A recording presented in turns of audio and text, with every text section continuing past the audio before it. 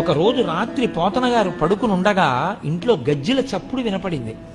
ఇదేమిటి అందరూ పడుకుంటే గజ్జెల చప్పుడు వినపడింది అని పోతన గారు దీపం పట్టుకుని వెడితే ఎదురుగుండా నిలబడి ఉంది సరస్వతీదేవి. అది కూడా ఎలా నిలబడింది, వెక్కి వెక్కి ఏడుస్తూ కనపడింది.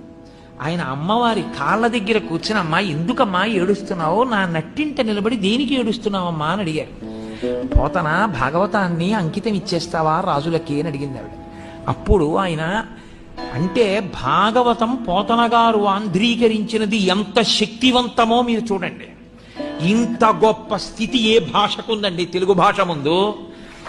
సరస్వతి నిలబడి అడిగింది, ఏ భాషలో ఏ కవిని అడగలేదు, ఒక్క తెలుగు భాషలో పోతన గారిని అడిగింది అమ్మవారు.